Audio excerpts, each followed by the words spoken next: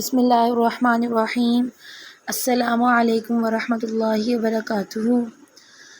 تو آج کی جو میری ویڈیو ہے وہ ہے قرآن پاک کی بے حرمتی کے بارے میں۔ نعوذ باللہ۔ سویڈن میں قرآن پاک کی بے حرمتی پر مسلمانوں کا غصہ۔ سویڈن کی حکومت نے بروز عید مسجد کے سامنے قرآن پاک جلانے کی اجازت دی۔ یہ معاملہ ایک فرد کا نہیں بلکہ حکومتی سطح کا تھا۔ سویڈن نے سرکاری سطح پر تعلقات منقطع ہونے چاہیے تھے۔ روز حشر جس کو اللہ نے جتنی طاقت دی ہے اتنا ہی سوال ہوگا۔ ہمیں لکھنے اور بولنے کی اللہ تعالیٰ نے طاقت دی ہے، تو ہمارا کام ہے ہم باہر نکلیں اور جو ہے لوگوں کو بتائیں کہ انہوں نے قرآن پاک کی بے حرمتی کی ہے تو ان سے تمام تعلقات منقطع کر دیے جائیں۔ قرآن ہمارے دکھوں کو اور غموں کو اپنے اندر جذب کر لیتا ہے۔ قرآن کی سب سے حیران کن بات یہ ہے کہ جب آپ اسے دکھ اور مایوسی کی حالت میں پڑھیں گے تو یہ آپ کے لیے مرہم بن جائے گا، جیسا کسی نے آپ کے دل پہ شفا کی پٹی باندھ دی ہو۔ اور جب آپ اسے خوشی اور ایکسائٹمنٹ کے ساتھ پڑھیں گے تو یہ آپ کی خوشی میں ایسے اضافہ کر دے جیسے ہم ہندسوں کو ضرب دیتے ہیں اور ان کی تعداد بڑھتی چلی جاتی ہے۔ قرآن اور ہم۔ الا سن لو، بذکر اللہ تطمئن القلوب، اللہ کی یاد سے دل اطمینان پاتے ہیں۔ ہمیں بچپن سے قرآن پڑھایا تو جاتا ہے لیکن ہمیں قرآن سکھایا نہیں جاتا۔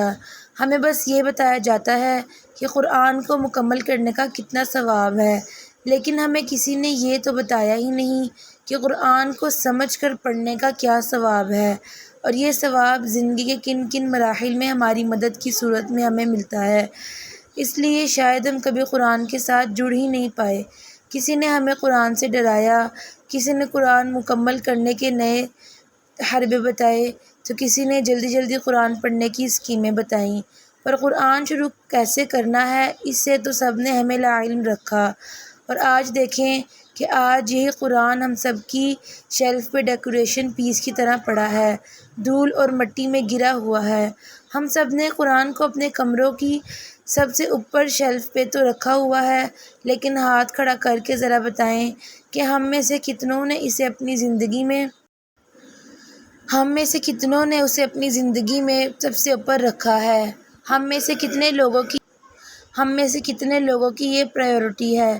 ہم میں سے کتنے لوگ روز صبح سویرے آنکھ کھلتے ہی سب سے پہلے اسے پڑھتے ہیں، اور ہم میں سے کتنے لوگ روز رات کو آنکھیں بند کرنے سے پہلے اسے سنتے ہیں؟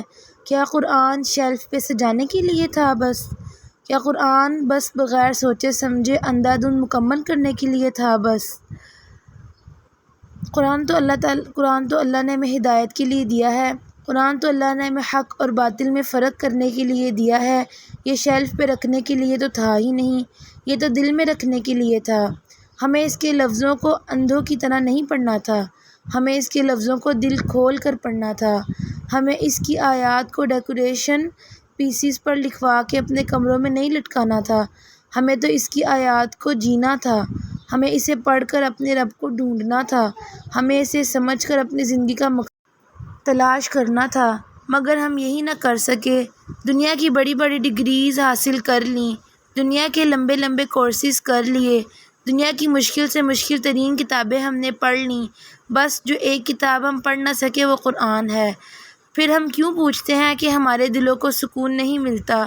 ہم کیوں بھی اللہ سے شکوے کرتے ہیں کہ ہمیں راستے نظر نہیں آتے، یا اگر نظر آ بھی جائیں تو ہم یہ فیصلہ نہیں لیا جاتا کہ کون سا راستہ ٹھیک ہے۔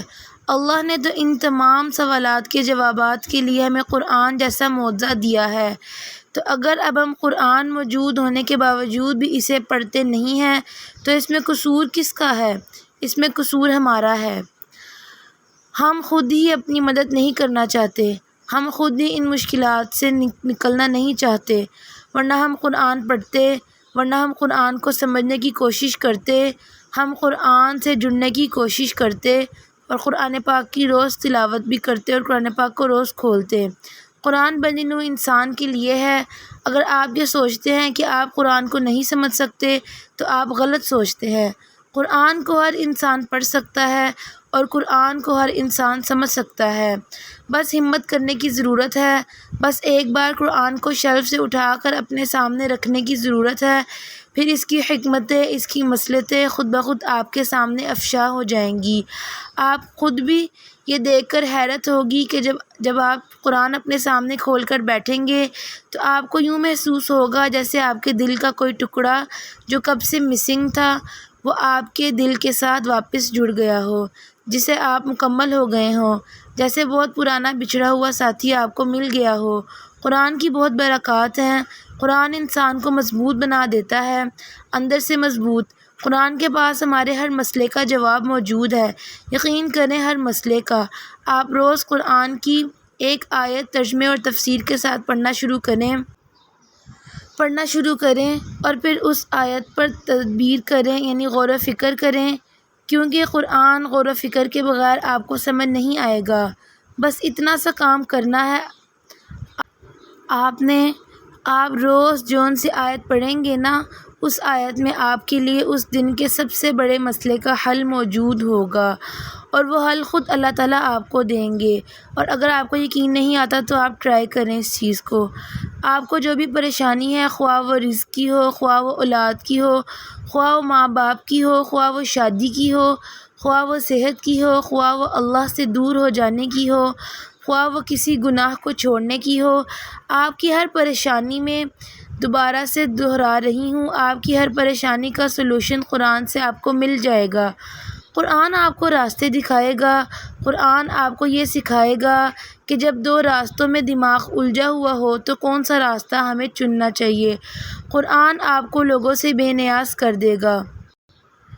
یہ جو ہر وقت آپ کو چین نہیں آتا اور آپ ہر وقت ہر کام کرتے ہوئے یہ سوچتے ہیں کہ لوگ کیا کہیں گے، لوگ کیا سوچیں گے، قرآن آپ کو ان چیزوں سے آزاد کر دے گا۔ آپ کے اندر جو احساس کمتری کا احساس ہے نا، قرآن اس احساس کو کانفیڈنس میں بدل دے گا۔ آپ کے اندر کسی کو خوش دیکھ کر جو ایک حسد والی فیلنگ آتی ہے نا، قرآن اس بیماری کو جڑ سے ختم کر دے گا۔ یہ جو اوور تھنکنگ کرتے ہیں نا آپ ہر وقت، اور آپ برے سنسیئرز آپ اپنے دماغ میں بناتے رہتے ہیں، قرآن انہیں اچھے گمان میں بدل دے گا۔ یہ جو ہر وقت آپ کو اپنے من پسند لوگوں کو چھن جانے کا خوف ستاتا رہتا ہے نا، قرآن اس ڈر کو بدل کر آپ کے دل کو اللہ کے یقین سے بھر دے گا انشاءاللہ تعالی۔ ہر وہ انسان بے چین ہے جو قرآن سے دور ہے، ہر وہ انسان فکر میں پڑا ہوا ہے جس کا دوست قرآن نہیں ہے۔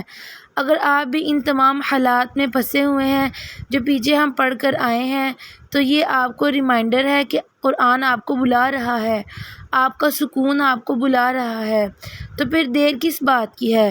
قرآن نے آپ کی طرف دوستی کا ہاتھ بڑھایا ہے، اب آپ کی باری ہے کہ آپ اس دوستی کو پکا کر لیں، آپ قرآن سے ہاتھ ملا لیں، بس پھر دل بھی خود بخود مل جائیں گے۔ قرآن کوئی مشکل کتاب نہیں ہے، قرآن میں تو بس اللہ کی باتیں ہیں۔ جیسے آپ کسی دوست کے ساتھ بیٹھ کر اپنے دل کا ہر راز، ہر احساس اس کے سامنے رکھ دیتے ہیں نا، قرآن بھی ویسا ہی ہے، بلکہ ہر انسانی دوست سے بہتر ہے۔ قرآن آپ کو انسان کی طرح جج نہیں کرے گا، قرآن آپ کی چھوٹی سے چھوٹی پریشانی پر بھی آپ کا مذاق نہیں اڑائے گا، قرآن آپ کو کبھی بھی دھوکہ نہیں دے گا، قرآن آپ کے راز دوسروں کو نہیں بتائے گا، قرآن آپ کے ڈارک سیکرٹس کو دنیا کے سامنے عیاں نہیں کرے گا۔ جو آپ کے اور قرآن کے درمیان باتیں ہوئی ہیں وہ بس آپ کے اور قرآن کے درمیان ہی رہیں گی۔ قرآن آپ کو خوشی میں شکر کرنا سکھائے گا، قرآن آپ کو غم میں صبر کرنا سکھائے گا۔ آپ کو جب جس سپورٹ کی ضرورت ہوگی قرآن آپ کے لیے وہی سپورٹ بن جائے گا اور ہمیشہ آپ کا ساتھ دے گا۔ ابھی بھی سوچ میں پڑے ہوئے ہیں، سوچیں مت، شیطان کو خود پر حاوی مت ہونے دیں، آپ یہ کر سکتے ہیں۔ آپ کو بس تھوڑی سی ہمت کرنے کی ضرورت ہے اور تھوڑی سی کوشش کرنے کی ضرورت ہے، پھر اللہ آپ کے لیے سفر کو آسان بنا دے گا۔ ہمیں نہیں پتہ کہ ہماری زندگی کب تک ہے، لیکن ابھی زندگی ہے، یہ سب سے بڑی نعمت ہے اور یہ سب سے بڑا موقع ہے، تو پھر اس موقع کو مت گنوائیں۔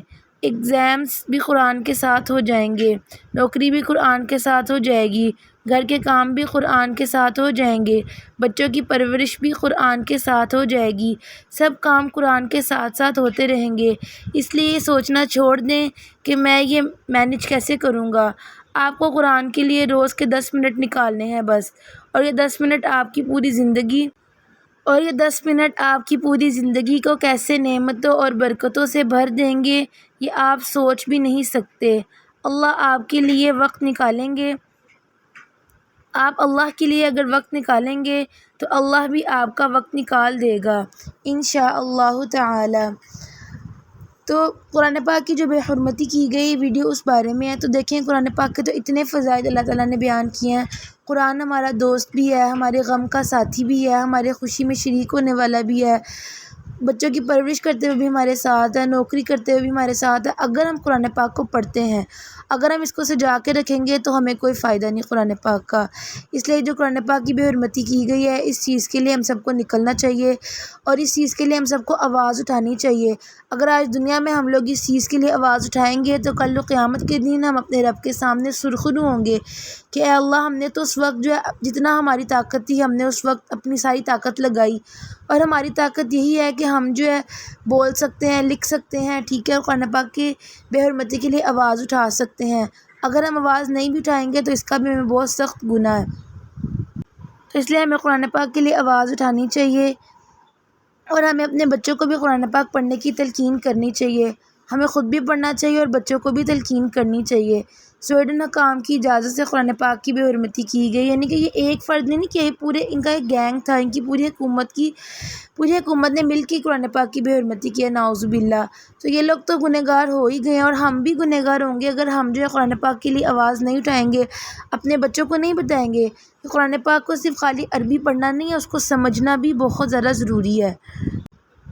تو اگر اپنے بچوں کو تلقین کریں گے تو ہمارے بچے بھی قرآن پاک کو پڑھیں گے، اور صرف پڑھنا نہیں ہے، اس کو سمجھنا بھی ہے کہ قرآن پاک میں کیا کیا چیز دی ہوئی ہے۔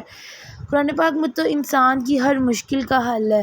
اگر ہم اس کو اپنا ساتھی بنانا چاہیں تو یہ ہمارے لیے دنیا کا بہترین ساتھی بن سکتا ہے۔ اللہ تعالیٰ آپ کو اور مجھے عمل کرنے کی توفیق عطا فرمائے۔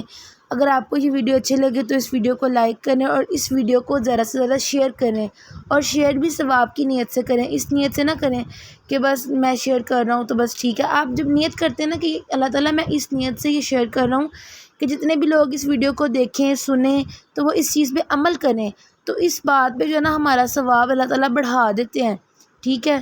اور چینل کو سبسکرائب کریں تاکہ آپ جو ہے نا میری ویڈیوز کو دیکھ سکیں۔